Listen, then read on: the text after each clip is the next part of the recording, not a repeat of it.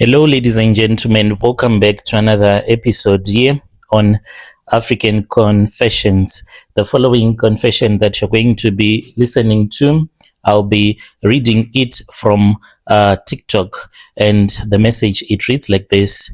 Brother Nashi, please don't say my name. Please don't mention the club, and don't say exactly where I am from. I'm using a ghost TikTok account because I'm scared. Not scared like someone who is running away from the police. Scared like someone who has seen a lot of witchcraft and Nigerian juju.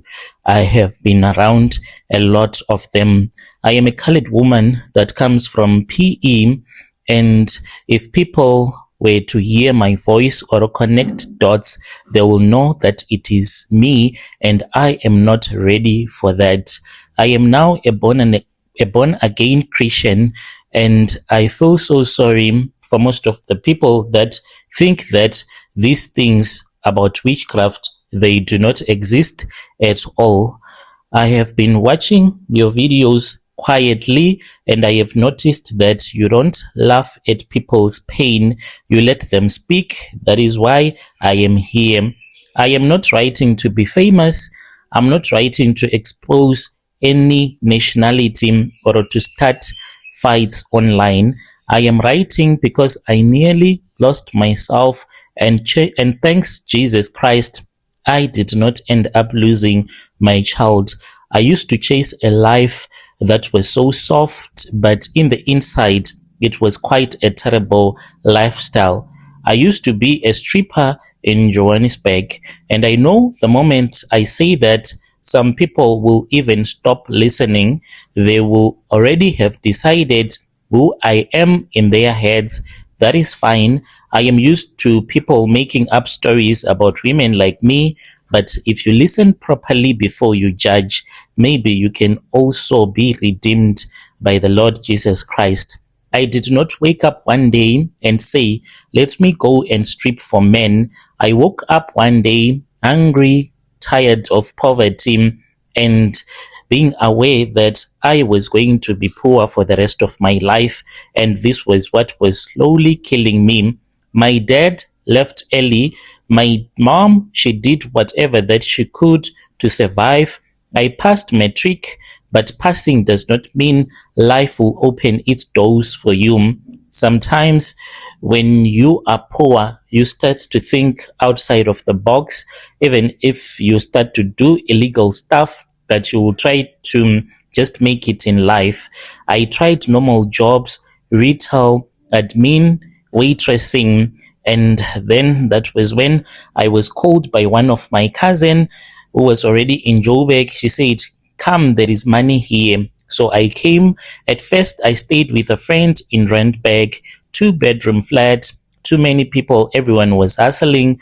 I tried to do promotions for insurance companies, hostessing, club work. Eventually, a Nigerian said to me, you already here. This was when I was working at the club, and he said to me one day, he was a bodyguard at that same club, and he was like, you are already here at this club, just try dancing. I'll protect you from men that would want to lay their hands on you. If you do not want them to lay their hands on you, you don't have to sleep with anyone. So that is how these Nigerians were recruiting South African women to become like strippers, even in clubs when it is not allowed to strip naked for men. So that was the first lie that I believed in, and I won't pretend that I was not wrong. I knew that what I was doing, it was very wrong, but I just wanted money, and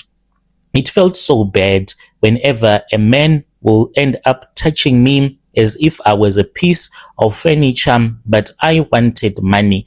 When you are tired of being broke, dignity does not even matter anymore. I then ended up working at a VVIP club. This was not a normal club.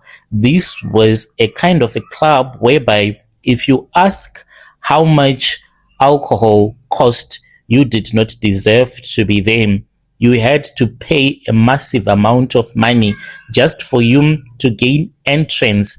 You would spend about 2,000 rands just for you to have access into that VVIP club. And as for the alcohol, it was expensive like hell. Only the rich guys were the ones that you could only see in that club. You were supposed to be known, someone famous, a politician, and there was always security everywhere. Like, it was a safe space for rich guys to just enjoy their fantasies. Everything was expensive and everyone had money, except for us, the workers. We really were just broke, doing whatever that those people wanted us to do for them. That is where I met him. I won't say his real name. He was a Nigerian and he was into Forex trading. He did not come alone. Usually at that club, he would come with two guys and a bodyguard. He was someone that was always quiet. And what I liked about him was that he was not abusive. I had dealt with other men, mainly your wealthy South African guys. They had these abusive tendencies to make you do things that were really not so nice. And I expected like your Nigerians to be the ones to be abusive, but no, our own guys were the ones that will end up telling you to do things that their own wives will not even do for them. So that is what I liked about this man. I guess that this was what made me to fall in love with him. Whenever he would come close to the table where I'll be dancing, and he would make me feel so good about myself. He would always ask me a couple of questions, if I was okay, if I was comfortable with what I was doing, if I was happy with the tips that I was giving him. And when he learned that whenever these people would tip us even by tapping, because by then we even had your machines whereby one could just tap the tip, and I just happened to tell him that some of the money that he would tip me with his card, I won't get the total amount, just a little bit of that money. But if it was cash, yeah, at least I would hide some of the cash. He felt so bad about it. And then he got my phone number. So instead of him tipping me with the card all the time, he would tip me with a card maybe only twice. Then the rest of the money, he will do e-wallets or deposit it into my Capitec account. So I really liked him. He was someone that had a good heart. You could tell that this man, he came from a very good home. He never shouted at any girl, but other men, including other Nigerians, they were always shouting at us, calling us prostitutes. And this man, he was not even flashing, even though he always had a lot of money on him. So then I started to get attracted to him. One day he said that he wanted to go out with him and he just wanted us to have a nice time. So as we were having our lunch, I told him that I was from PE. He nodded like he already knew that I was from Port Elizabeth, and I didn't think much of it at the time. Like in clubs, people talk, managers talk, girls talk. Nothing felt like supernatural, but this guy, he was into witchcraft. He already knew my name. He knew from the family where I came from, the problems that I had faced. Like if he had started a church, it could become a prophetic church because he knew everything about me. He then told me that he was a Forex mentor. I did not even understand what he meant by that. He said that I teach people how to deal in Forex. I then told him that I had seen Forex guys buy cars, crash them, beg again, and I have seen them promise girls heaven and deliver hell to them. I once dated such a Forex dealer that was from Zim. He was one hell of a liar. He slept with me and never gave me any single cent. He would always promise me, I'm going to buy you this, I'm going to buy you that, and he will make you get so turned on thinking that you are going to experience heaven on earth. But that guy, After he had tasted me, he vanished and I never saw him again. So I told him straight that I was a little bit interested in him, but I was turned off when he had told me that he was a Forex dealer. And I said to him, you guys all sound the same. He did not defend himself. He said, fair enough. He said, most people don't actually trade. You know that? And I said, yeah, I know it. You guys are very good at selling people hope so that they can start to deal in Forex. Then you disappear. And he was someone that was very humble. That night, when he invited me to his mansion, he did not sleep with me, but he paid for my time. We talked and we talked until the next morning. I was just sleeping, just relaxing. We were just cuddling, and it felt so nice. It was for the first time in my life that I had been with a man in bed, and that man not wanting to take advantage of me. Before I left, he tipped very well and he gave me more money, and he said, I want to see you again.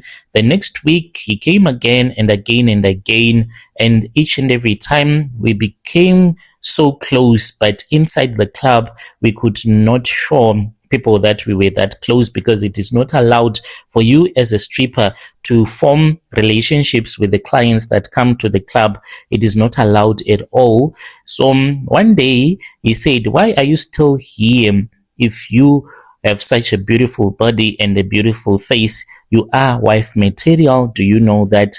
I then said, because rent does not care about the shape of my body, as you are saying that I have an hourglass shape.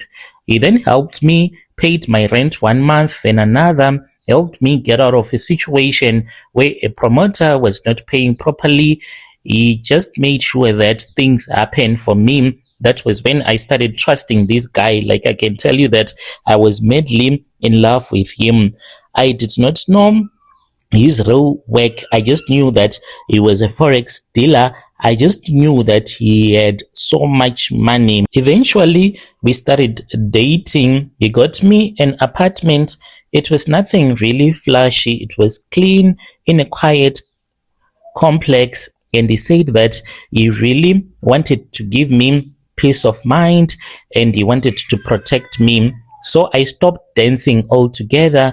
I became more like a housewife, started cooking, cleaning, living like someone who thought she was finally safe. That was when I fell pregnant for him. I was terrified to tell him I had seen men disappear after they had impregnated women. But when I told him that I was afraid that he was going to dump me, he said, do not panic. I love you. I'm not going to leave you. So I was really happy that my life was okay. But then things started to happen. He became more private. He started traveling even more, and he was always on his phone doing his Zoom calls. That was where he used to meet these people that he would start to teach all about trading, giving them classes. So I just said, okay, it's fine. That is what is giving him money. At first, more Forex people started coming around, young girls and guys too, some barely older than kids. They treated him like a leader, not a teacher. It was too spiritual, and these people, they would always follow the instructions that he would give to them. It was really strange the way that he used to hypnotize these people that he will be on Zoom meetings with. Brother Nashim, then I started to have like terrible dreams, and whenever he was around, I would wake up early in the morning before the sun would have risen up, and I would see someone leaving our bed. This is what used to happen. It will be like there will be another woman that would have slept with us throughout the night, and she would leave just before sunrise. When I would wake him up and tell him that I just saw a woman, this woman would always be dressed in a simple white dress, and she would always look at me before disappearing. I was pregnant and I was suffering from high blood pressure, and he said to me, maybe it is you just hallucinating. It is impossible for me to bring another woman. Then I bring that woman into our bed. Do you think that it is possible? So I started to reason with myself, and I said, a man will never do something like that. My brother, he then came to my apartment where he was renting out for me one day, and he said that the other bedroom, which we wanted to use as the baby's room later on, he wanted to use it in the meantime. So I just thought that him wanting to use that room, he wanted to speak with his clients. So I really never bothered about opening the room to check and see what was going on in there. One day I was fast asleep. This was during the day, and I was heavily pregnant at that time. That was when I had a very terrible nightmare, and in my dream, I saw that I was in a room, and I looked in front and I saw that my boyfriend, he was like teaching people that were in that classroom, and he was using some charms to hypnotize those people. And each and every person that was inside that class had a bag of money that they were willingly giving to him. I did not understand that dream that I had.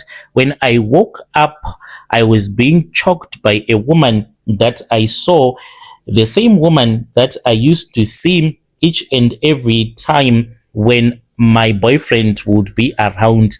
I saw her. She was sitting on top of me, and that woman, she was screaming, "You're going to have a miscarriage. I want to eat your child. You're going to have a miscarriage. Give me my sacrifice. Give me my sacrifice, for he promised me this baby." I woke up being unable to breathe properly, and I was coughing, and I felt so much pain in my womb. When I looked, I saw that I had started bleeding. I started crying. When I woke up, I had a voice. It was a soft voice that spoke softly to me. The voice told me to enter into that room, which I wanted to use for my baby's nursery. So when I got to that room, it was locked. I took the key, and I found out that he had changed the keys to that door.